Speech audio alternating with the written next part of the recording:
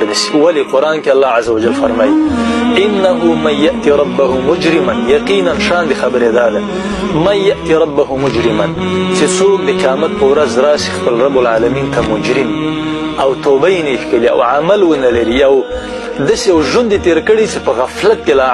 الله عز وجل نه بې پروا، فإن له جهنم، یقینا داسې انسان لپاره الله عز وجل وایي چې جهنم ده. لا يموت فيها ولا يحيا، هرگز به دی په دې جهنم کې نه مري او نه به دی ژوندی وي، نه به دی مري چې له عذاب نه خلاصي او نه به دی ژوندی وي چې دی په سبب د دې ژوند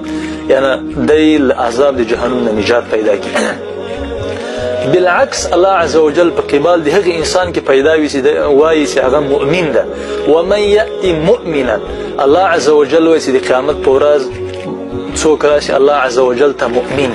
او تنا په ایمان اکتفا نه کړي زه مؤمن یم، ورسره عمل صالح لري، قد عمل الصالحات فاولئک لهم الدرجات العلا. الله عز وجل پس داسې کسان به په اوچتو اعلی درجو کې وي چې هغه چې دي جنات عدن تجري، الله عز وجل دوی ته موږ جنتونه ورکو دي همیشه والي، تجري من تحتها الانهار، چې لاندې له جنتو له باغو لاندې به نهرونه ویلي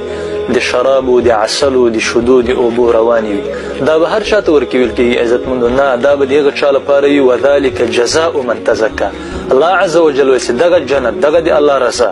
دغه د همیشه د فرحت ژوند چې الله عز وجل به دی نه وژني او نه به الله عز وجل په دې ژوند کې به د باندې خفه کېږي، همیشه به د سکون ژوند وي. الله عز وجل وایي دا بدله د هغه چا ده چې د په دنیا کې وذلک جزاء من تزکا، خپل ځان پاک ساتلی دی الله عز وجل لپاره. نو موږ او تاسې باید دا کوشش وکړو چې دنیا په زیب او زینت باندې ونه غولېږو. ولې قرآن کې الله عز وجل فرمایي انا جعلنا ما على الارض زینة الله، یقینا په دې ځمکه باندې څه شیان دي چې موږ او تاسې په دو باندې غولېږو، که هغه ونې دي، که چمنونه دي، که بنګلې دي، که موټر دي، که غرونه دي، که څه شی دي چې شپه ورځ ورته وکړي. الله وایي دا زینت الله، دا یو ډول د لپاره د ځمکې، دا الله عز وجل د دې لپاره موږ پیدا کړي دي لنبلوهم ایهم احسن عملا، چې موږ دا انسانان په امتحان کې اچو چې کوم یو احسن عمل کوي. هغه عمل احسن عمل هغه عمل ته وایي چې د نبي صلی الله علیه وسلم په طریقه وي او خالص الله عز وجل لپاره وي. نو دا ډول او زینت د دنیا الله عز وجل د امتحان لپاره پیدا کړي چې څوک زینت د دنیا پسې ځي او څوک په رحمان ذات پسې ځي د الله عز وجل بندگی کوي. وإنا لجاعلون عليها ما عليها صعيدا جرزا، الله عز وجل وی بیا بدغه زینت او ډول د دنیا مونږ وګرځو صعيدا میدان جرزا صفا، هیڅ شی بنی د قیامت ورځ بس زلزله بسی زمکه به الله عز وجل جیوه کې اسمانونه برا ویلی کې او غرونه به زره زره کې او هوار میدان به لپاره د حساب جوړ شي. بیا به زه او ته او هر یو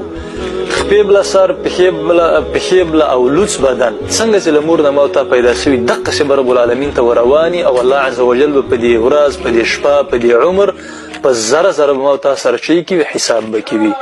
نو کوشش باید دا وکړو چې موږ او تاسې خپل بچی خپل اولاد په اسلامي په یو ښه روزنه وروزو، یو ښه پلار لزانه جوړ کو، یو ښه مور لزانه جوړ کو، یو ښه ورور لزانه جوړ کو چې سبا د دغه بچی بد اخلاقی بدکرداری که هر رقم خبیث عمل دی وکړي دا دلالت په تربیه د ماویتا کوي، او که دغه بچی د ماویتا سبا لپاره د جامعې لپاره د ټولنې یو ښه شخصیت جوړ شو چې نفع رسېدله انسانانو ته مسلمانانو ته، نو دا به هم دلالت په تربیه د فامیلی د ماویتا کوي. خلق به الله عز وجل به له ماویتا راضي وي او خلق به هم دسکه راضي وي او د موږ ویتا چې دا ژوند او دا زندگی به د سکون زندگی وي. وصلی الله تعالی علی خیر خلق.